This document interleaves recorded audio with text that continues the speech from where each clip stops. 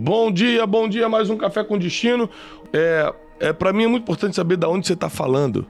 Digita aí de onde você está falando, qual cidade, qual país. Tem sempre gente do Brasil e do mundo conectado no Café com Destino, que na verdade é um discipulado, porque aqui a gente pega a base milenar que está dando certo há 2000 anos e aplica no seu dia a dia, tá bom?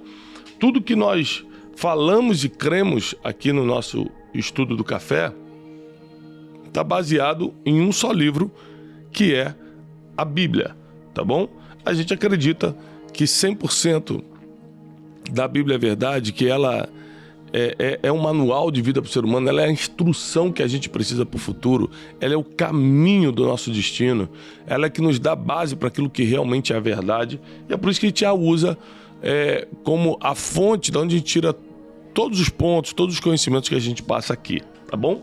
Vai colocando aí de onde você está falando. Já estou vendo gente de Ipatinga, gente de Campinas, Americana. Ó, interior de São Paulo está conectado hoje, hein? Simões Filho, onde fica Simões Filho? Na Bahia. São José dos Campos, Porto Alegre. Alô, Rio Grande do Sul, hein? Aracaju, BH, Alagoinhas, Parnaíba, Caruaru, Recife, Manaus, Niterói, Vitória, Gravatá, Goiânia, São Leopoldo, Cariacica, Pelotas, Rio Grande do Sul, Campo Grande, Mato Grosso, Rio de Janeiro, Imperatriz do Maranhão. Fora do país nós temos Estados Unidos, Paraguai, França, Angola, Portugal, Irlanda, Inglaterra. Isso é gente do Brasil e do mundo conectado. Hoje é o último dia do Café com Destino dessa semana. Então agora, antes da gente entrar na matéria, eu gostaria que você já começasse a compartilhar com todo mundo. Compartilha com todo mundo. Agora, vamos lá. Forte essa caneta. Olha aqui. Porque hoje temos 2 códigos muito importantes. 2 códigos que eu pratiquei na minha vida, que eu peguei na Bíblia, botei para praticar de verdade e mudaram muita coisa na minha caminhada, tá? O primeiro código está em João capítulo 8, versículo 32 e diz: conhecereis a verdade e a verdade vos libertará. É muito importante a gente saber que a Bíblia, ela não tem efeito em ser citada, ela só tem efeito em ser praticada. A Bíblia já teve na boca de muitos homens maus, muitos homens perversos que usaram essas palavras para dar um nó na cabeça do povo, para conseguir o que queriam. Então, o poder da Bíblia não está em ser citada, o poder da Bíblia está em ser praticada. Quando a gente fala desse versículo, então, aí fica mais verdadeiro ainda. Conhecer a verdade não é falar que você conhece, é realmente conhecer. Deus conhece o profundo do teu coração. Deus conhece os teus sentimentos. Deus conhece o que é e o que não é. Né? Essa frase ficou muito boa, né? O poder da Bíblia não está em ser citado, está em ser praticado. Glória a Deus. Vai dar um banner, se não der para hoje, vai dar para outro dia.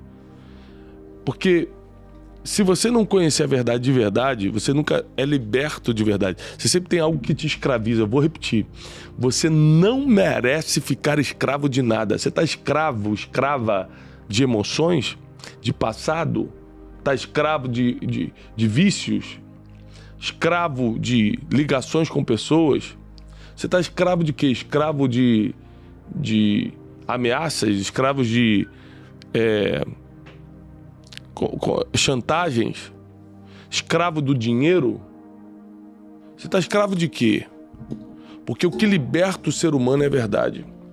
Ó, Thiago, me dá um exemplo. Muita gente que hoje está debaixo de chantagens, de ameaças, de sentimentos ruins e tal, é porque simplesmente não chega e fala a verdade.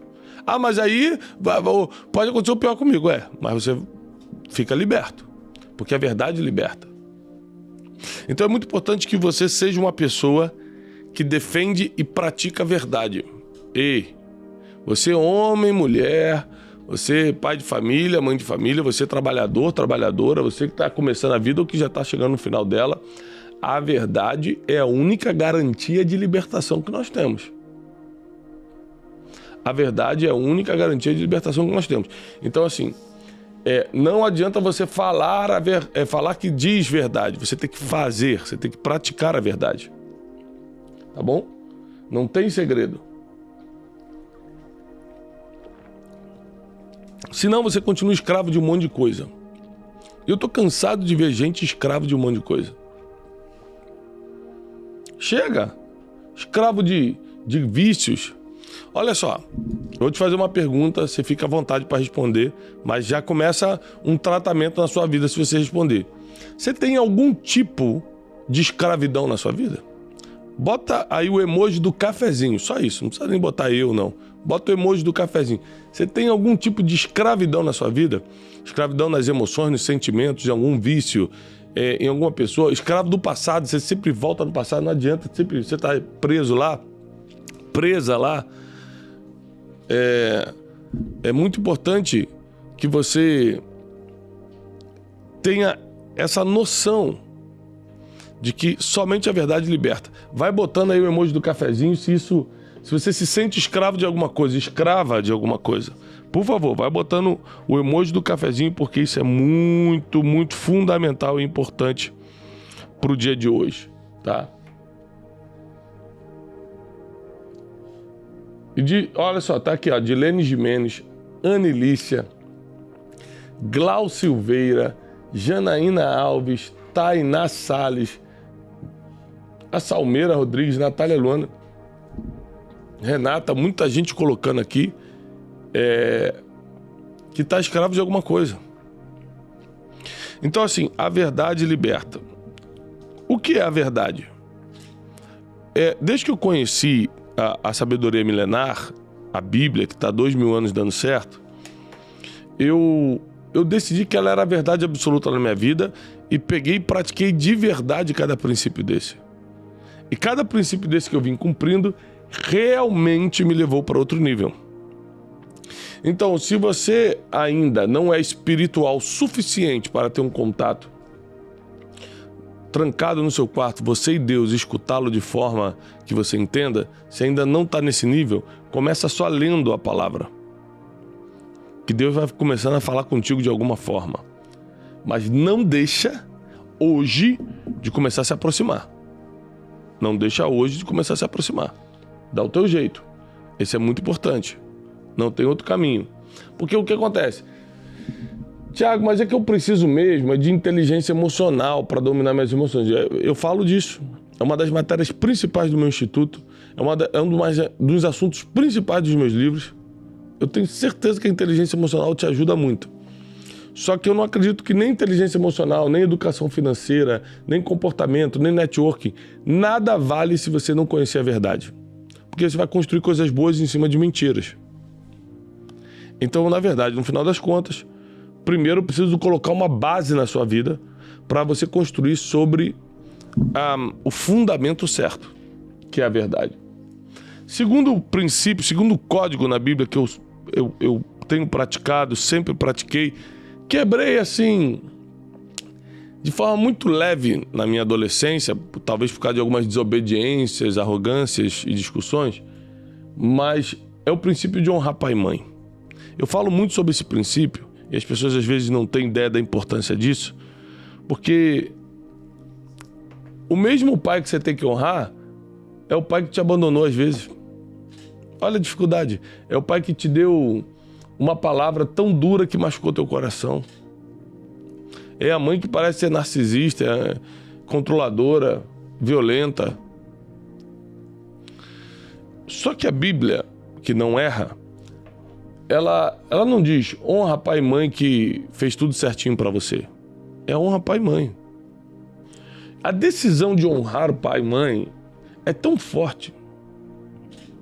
É um princípio tão poderoso que por mais que meu pai tenha errado comigo ou minha mãe tenha errado comigo, isso não está no meu coração. Não lembro. Você fala assim, mas me lembra os erros aí. Eu sei que errou, mas não lembro. Por quê?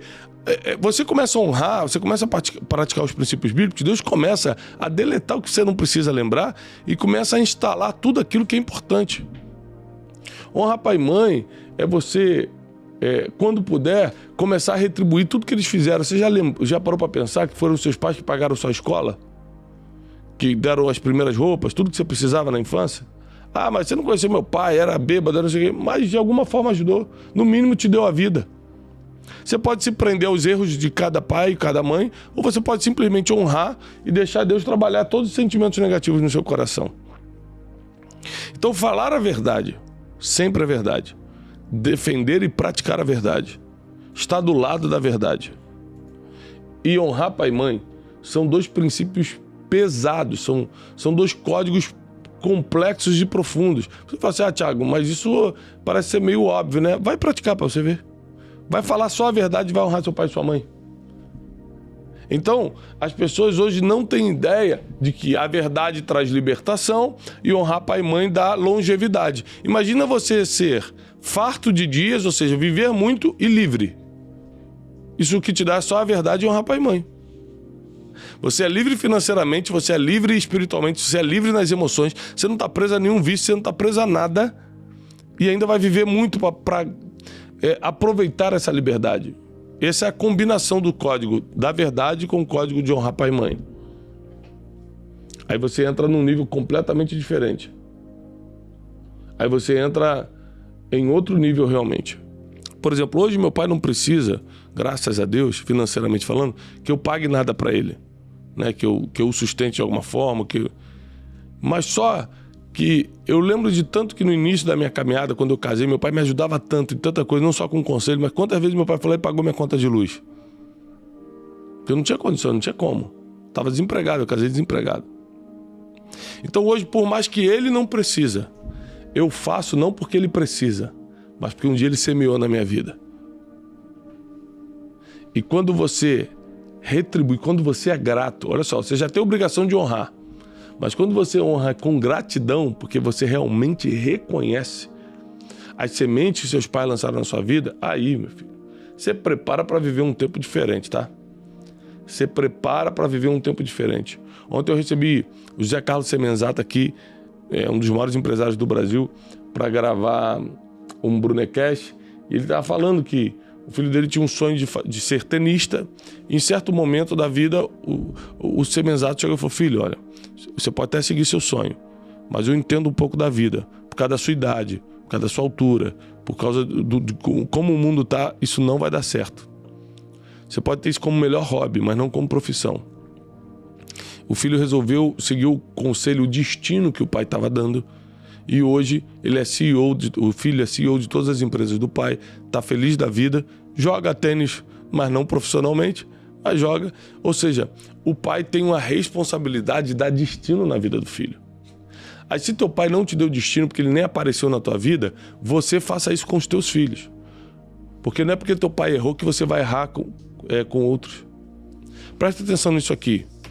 Isso aqui é muito forte, hein? Jacó era filho de Isaac. Jacó tinha um pai que era famoso, riquíssimo. A Bíblia diz que ele era muito rico, a ponto do rei da terra ficar com inveja de Isaac. Isaac, além de ser rico, de ser conhecido na terra, ele era o filho da promessa. Ele tinha uma história com Deus muito forte. E esse pai, que é óbvio, devia ser extremamente admirado pelos filhos, porque era uma referência na geração, não quis botar a mão na cabeça de Jacó, não quis abençoar Jacó. Você imagina, você está cheio de vontade de ser abençoado, e teu pai fala, eu não vou botar a mão na sua cabeça, não. Mas meu pai me abençoa. Jacó teve que fingir que era Esaú, outro irmão, ele teve que botar pelo aqui para fingir que era o irmão que era peludo, ele teve que disfarçar, ele teve que fazer a mãe dele entrar no esquema ali para falar, não, é Esaú sim. Na verdade era Jacó querendo a mão da bênção na cabeça dele. E Isaac ainda fica resistente, engraçado. Isaac estava cego já por causa da idade. Engraçado porque os braços são de Esaú, mas a voz é de Jacó. Isaac, desconfiado, ainda fica na dúvida, até uma hora que não tem jeito, e ele abençoa Jacó, achando que era Esaú. Você imagina o trauma que um filho tem que carregar de saber, meu pai não queria me abençoar, meu pai não queria botar a mão na cabeça, meu pai não me deu um destino profético. Sendo ele uma bênção para essa geração, para mim ele não foi. Ele poderia ter incorporado 1000 gatilhos emocionais. Jacó cresce, desenvolve, casa, tem seus filhos, tem 12 filhos. E quando ele está na mesma situação de Isaac, já velho, ele manda chamar os 12 filhos. E ao contrário do seu pai, que na cabeça dele tinha errado com ele, ele começa a botar a mão na cabeça de cada um e profetizar sobre a vida de cada um. Porque o que teu pai errou contigo, você não precisa replicar na vida dos teus filhos. Porque da forma que teu pai te tratou, você não precisa tratar ninguém. A não ser que tenha sido com uma forma exemplar. Mas foi uma forma que foi um erro. Ele era ser humano, tem as limitações dele. Tem gente que fala, meu pai nunca falou eu te amo, mas o seu avô falou eu te amo pro seu pai? Ou você acha que ele aprendeu como? Cada um vem de uma família, vem de um problema que a gente não sabe. Se você tem tanta necessidade de eu te amo, fala você pros seus filhos, muda a história você, constrói algo novo você na sua caminhada, na sua família. Porque ninguém erra porque quer. As pessoas vêm de uma vida diferente. Cada um tem sua história, cada um tem seu passado. E se você não simplesmente entender que se seus pais erraram, mas você não precisa continuar errando, você vai levar por gerações problemas que você já era para ter abandonado. Então seja como Jacó aqui. Isaac não botou a mão na cabeça dele, mas ele botou a mão na cabeça dos 12 filhos. Lembrando que naquela época só se abençoava o mais velho. Jacó quebra o protocolo. Fala, não, eu não vou ficar nesse inferno emocional de abençoar um e os outros ficar sofrendo, não. Traz os 12, eu vou dar destino para os 12. E profetizou sobre a vida de cada um. Benjamim, você será como um lobo que despedaça. E começou a dar palavra de destino para cada um dos filhos. Então é muito importante você saber que algumas atitudes, às vezes, na sua visão, até extremas, precisam ser tomadas. Atitudes extremas de falar a verdade, atitudes extremas de honrar pai e mãe, mesmo quando você não quer, quando você não sente a necessidade, quando você acha que é desnecessário por causa de tudo que eles fizeram. Agora tem o seguinte também, a gente tem os filhos ingratos, a gente tem aqueles pais que nem erraram tanto, aquele errinho humano, e ainda assim os filhos não honram. Cuidado, porque o preço é alto a se pagar no mundo espiritual. Você precisa, principalmente você que foi bem criado, pai e mãe presente, te ajudaram e você finge que eles não existem. Você precisa refletir sobre a sua vida. Tem muita gente perguntando como eu posso honrar pai e mãe que já morreram. Simplesmente falando bem deles, lembrando. Meu pai foi importante para mim, minha mãe. A Bíblia diz que depois da morte segue o juízo, não tem muito... A gente não faz nada depois da morte. A única coisa que a gente pode fazer é falar bem, honrá-los, lembrar da memória deles, né? A Bíblia diz que enquanto a vida é esperança, aproveita os que ainda têm, vocês que têm pais vivos, para abençoar seus pais. E os que já se foram, é inevitável, né? Honre a memória deles. Você não pode mais honrá-la como ser humano, mas você pode honrar a memória, tá bom? Lembre-se, o poder da Bíblia não está em ser citada, mas em ser praticada. Paz e prosperidade. Até segunda-feira, 7h57.